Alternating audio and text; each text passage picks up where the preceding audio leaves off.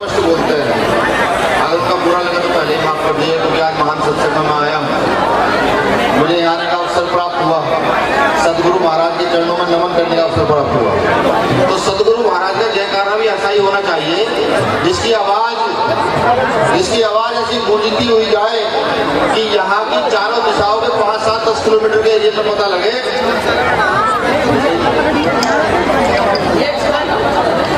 जिसकी आवाज चारों दिशाओं तक जाए, ये पता लगे कि एक महान संत, कौन से महान संत, कि जिस समय बनारस के सारे ब्राह्मण शास्त्रार्थ में हाथ डालते हैं, जिस समय बनारस के सारे ब्राह्मण शास्त्रार्थ में हाथ डालते हैं, तो सदगुरु रविदास जी महाराज को पालकी में बिठाकर और अपने कंधे पर बिठाकर पूरे बनारस का चक्कर लगाते हैं। अगर उनके अनुयायी जयकारा भी हल्का लगाएंगे, कैसे काम चलेगा? तो पूरी ताकत के साथ दोनों हाथ उठा करके बोलिए संत श्रोमणी सदगुरु रविदास जी महाराज की, बोलिए संत श्रोमणी सदगुरु रविदास जी महाराज की, स्वामी समरदास जी महाराज की, स्वामी समरदास जी महाराज की जय अगर किसी को सबसे ज्यादा लगानी चाहिए तो खास तौर से उस समाज की महिलाओं को लगानी चाहिए जिस समाज की महिलाओं को अधिकार नहीं है। इसलिए मैंने पहले कहा, स्पष्ट बोलूंगा, इसलिए कि जिस समाज में, जिस कौम में मैं जन्मा हूं, उस कौम को शुरू से ही नशे का, मांस का, मदिरा का आदि बनाया गया। और जहां मैं क्षेत्र में घूमता हूं तो मैंने गुरु समरदास जी के विषय में पढ़ा कि इस समय में अगर सबसे ज्यादा नशा मुक्ति का कार्यक्रम किसी इंसान ने चलाया तो सदगुरु समरदास जी महाराज ने चलाया। तो महिलाओं को पूरी ताकत से लगा करनी चाहिए। बहुत अच्छे, स्वामी समरदास जी महाराज की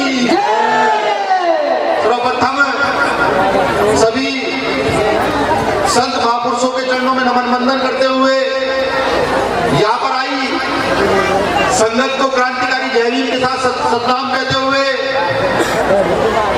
वह आज के इस महान सत्संग की जय कहते हुए मैं आप सभी को जय गुरुदेव धन गुरुदेव करता हूँ। मैं भीम आर्मी का एक छोटा सा कार्यकर्ता, जो बाबा साहब के द्वारा दिए गए शिक्षा के अधिकार को पा करके यहाँ खड़ा हूँ, जो स्वामी सदगुरु रविदास जी महाराज जी का आशीर्वाद लेकर के यहाँ खड़ा हुआ हूँ। कुछ बातें जो सदगुरु महाराज उस समय क्या करते थे, जिनको शायद आज से 10-20-50-100 साल पहले मैं पूरा कर दे रहा था, लेकिन हम नहीं कर पाए। ना जाने क्या व्यवस्था रही होगी। आपसे 600-700 साल पहले गुरु महाराज कहते हैं कि ब्राह्मण ना पूजियो जो होगी गुणहीन। गौर से सुनिए सब लोग, खासतौर से मेरी बहनें, क्योंकि सिर्फ सत्संग में आ जाना काफी नहीं है, सत्संग से सीख कर जाना यह भी काफी नहीं है। सत्संग से जो चीज सीख कर दिया जाए वो जाकर समाज में बताया जाए कि हमें हमारा ये सत्संग सिखाता है, तो फिर सत्संग का फायदा। ब्राह्मण ना पूजिए जो हो गुणहीन, चरण पूजिए चंडाल के जो हो गुण प्रवीण। ये सदगुरु रविदास जी महाराज 600-700 साल पहले कहते हैं। कब कहते हैं? जब इस देश के अंदर आडंबरी व्यवस्था थी, जब इस समाज को छूत समाज कहा जाता था, उस समय सदगुरु महाराज आडंबर पर चोट करते हैं।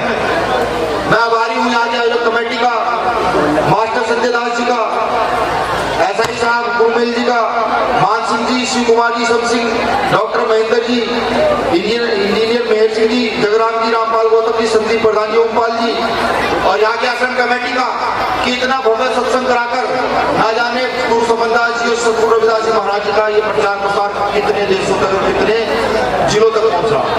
तो मैं बात कर रहा था सदगुरु महाराज की कि ऐसे थे सदगुरु महाराज ने एक बात और कही, दो अंक हम सभी जानते हैं, वाणी भी सब जानते हैं, लेकिन हम उसमें चल कितना रहे ये हमें एनालाइज करना है अपने अंदर। और ये राजनीति नहीं, गुरु जी ने कहा राजनीति, ये राजनीति नहीं, यही असलियत में इस देश के अछूतों की समाज नीति है कि जब तक इस देश का अछूत खड़ा होकर उस अपमान सदियों में हमारे गुरुओं ने, महापुरुषों ने सहा, उस अपमान को सम्मान में न बदलते, तब तक हमें जो है ना साथ बैठना।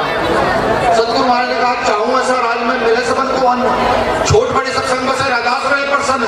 700 साल पहले संत श्रोमणी सदगुरु रविदास महाराज जी ये बात कहते हैं, तब कहते थे कोई अधिकार नहीं थे। ये तो बहने या माता बैठी है ना, ये मुंह खुले करके यहाँ पर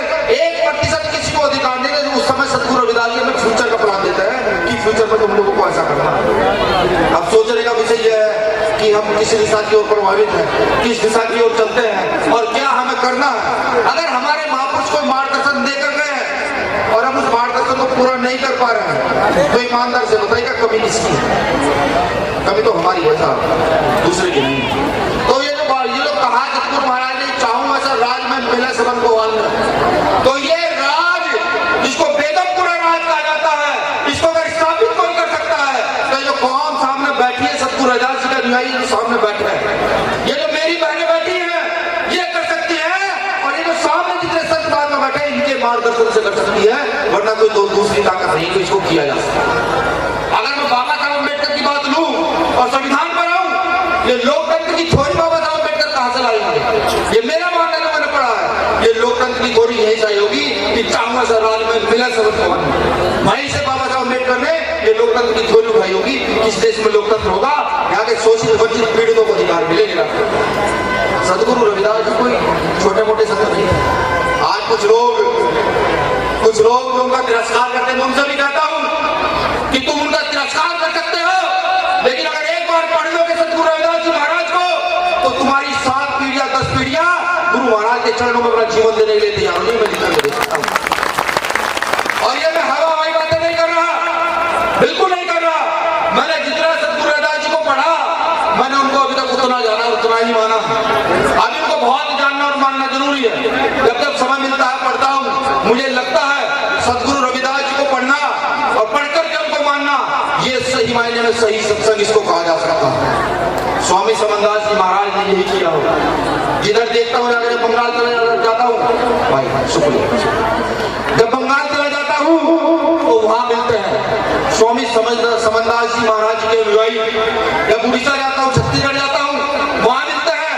ना जाने कितने प्रदेशों में अब तक गुरु समनदास जी के अनुयायी से मिल चुका हूं। सबसे महत्वपूर्ण बात कि जब हम उनसे मिलते थे, चाहे मैं हूँ भाई चंद्रशेखर आजाद, हमारी टीम में कोई मुस्लिम दलित बैकवर्ड किसी भी क्लास का साथी हो, स्वामी समनदास जी महाराज जी हर बार पीठ पर हाथ मार के कहते थे चल जा। और अगर ये जो उन्नति आज भाई चंद्रशेखर आजाद को मिली है पूरे देश के अंदर, मेरा ये मानना है सतगुरु समनदास जी महाराज जी के आशीर्वाद का प्रताप है। आशीर्वाद था तो भाई आज पूरे देश में प्रभावी है। क्योंकि मुझे समय कम मिला है, मेरी 2-3 मिनट पूरी भी हो चुकी है और मैं बहुत सिस्टमेटिक व्यक्ति हूँ। आप मुझे समय दिया, आप सभी का आभार। एक जयकारा हुई सतगुरु महाराज का, वो 10 दिशाओं में 10 किलोमीटर तक जाने वाला, सब लोग हाथ उठाकर लगाएंगे। संत शिरोमणि सतगुरु रविदास जी महाराज की, संत शिरोमणि सतगुरु रविदास जी महाराज की, स्वामी समनदास जी महाराज की।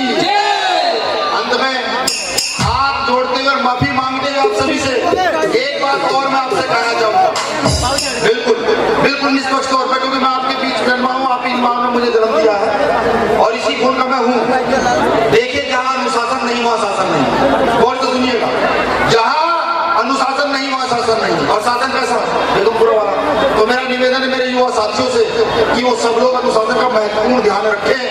कोई भी आए, कितना बड़ा लीडर आए, कोई नेता अधिकारी मंत्री आए, अनुशासन बना लोगे तो ये व्यवस्था को चला लोगे, सतगुरु महाराज के नाम को सही से स्थापित कर दोगे। और मैं एक चीज और चाहता हूँ, खासतौर से अगर बीमार भी ये कार्यकर्ता है, बाबा साहब के मैं सबको मानने वाले कार्यकर्ता हूँ, कि जब कहीं सत्संग हो तो वहाँ चप्पल जूतों की व्यवस्था के लिए हमारा कार्यकर्ता बैठना शुरू करे। वो चाहे पर्ची एक चिट लेकर शुरू करे, कहीं से तो हमें व्यवस्था की शुरुआत करनी होगी ना। ये होता है सब जगह, लेकिन कहीं ना कहीं हम इस चीज को भूल गए हैं। असली सेवा वही है। शुक्रिया, कोई बात बुरी लगी तो अपना बेटा अपना भाई से माफ